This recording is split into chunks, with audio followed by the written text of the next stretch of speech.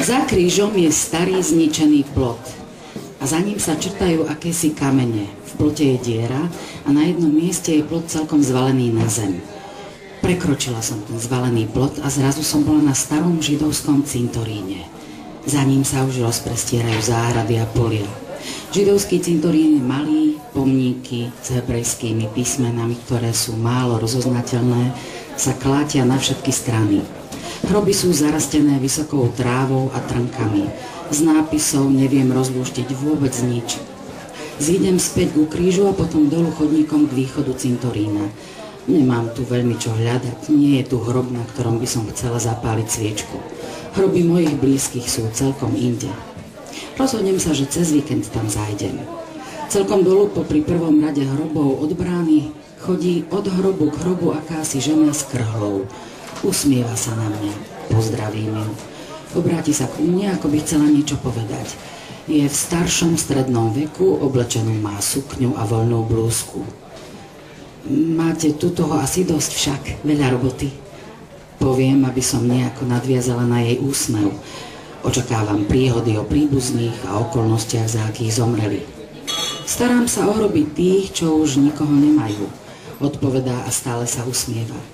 Všimnem si, že hroby, okolo ktorých zrejme robí poriadok, naozaj patria k tým starším. Takých je tu asi dosť, odpoviem jej. To by ste ani nezvládli. Vždy urobím kúsok, raz tam, potom tam. S mŕtvými je mi dobre. Živých sa niekedy bojím. Ale mňa ste sa nezľakli, chcem povedať, no radšej mlčím. Tam hore je zanedbaný celý cintorín, poviem. Myslíte ten starý židák? Už to dávno chátra, nikto sa k tomu nehlási. Asi to bude tak, že ich všetkých vyviezli cez vojnu, veď viete. Teraz sa o tom veľa hovorí, ale ja som tu rástla a nikdy som nič nepočula. Po vojne sa tu o tom nehovorilo. Nie sú to naši, ale tiež to boli ľudia, povie. Neodpovedám. Meravo stojím a žena sa na mňa trochu spýtavo díva. Chodíte do kostola? Áno. Ešte som vás tam nevidela. Bývam tu krátko a chodívam inde, tam som zvyknutá. Prečo jej to vysvetľujem? Nechcem s nikým nič mať a potom sa rozhovorím pred hocikým? Dnes budú litánie k Panne Márii, príďte. A v sobotu po obede ideme autobusom na Mariánsku púť.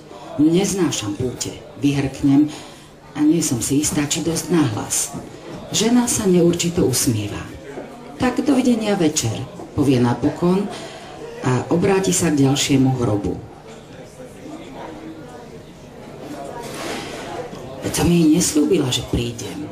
Dovidenia, poviem najláskavejšie, ako len viem a idem k východu. Spomeniem si, že aj na dedine, kde som mala starých rodičov, bol zanedbaný židovský cintorín. Chlapci sa tam hrávali na vojakov, za starými pomníkmi s hebrejskými nápismi sa mohli dobre skryť a odtiaľ vyrevovali ratatá. Ak by žili nejakí príbuzní v zahraničí, možno by sa ohlásili. Niekde sa o tie hroby niekto stará. Nič s tým nemôžem urobiť, iba že by som sa o ne začala starať ja, hoci nie som židovka. Už vidím tie prekvapené pohľady.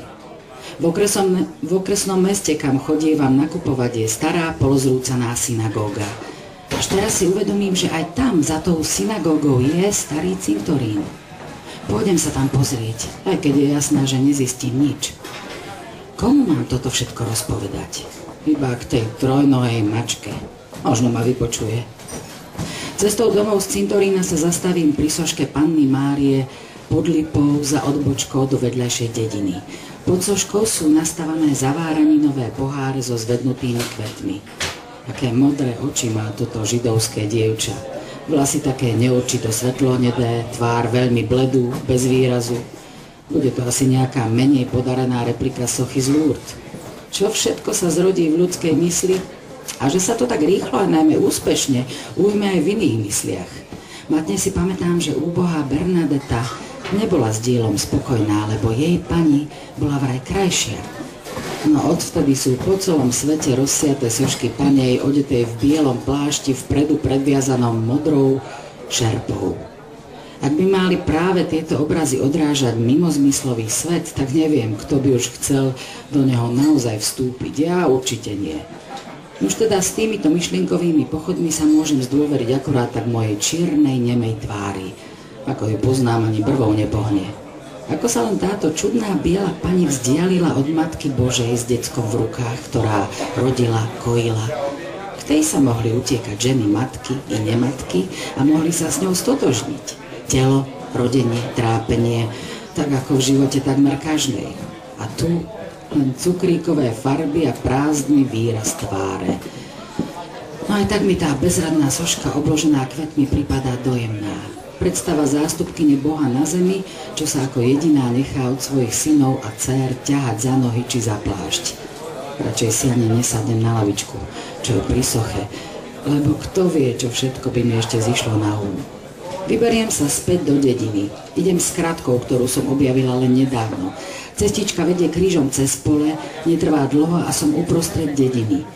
Popri krčme kráča mladá žena s chlapcom, asi 5-ročným.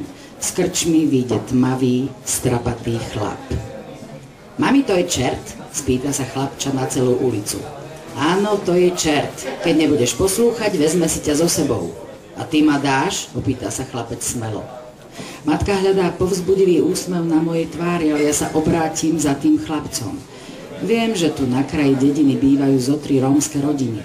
Chlap sa otočí, zaškerí sa a urobí na chlapca bu, bu, bu ako čert. Moja mačka si toho dnes v noci vypočuje viac než dosť. Možno jej niečo a zatajím, aby som ju celkom nevydesila.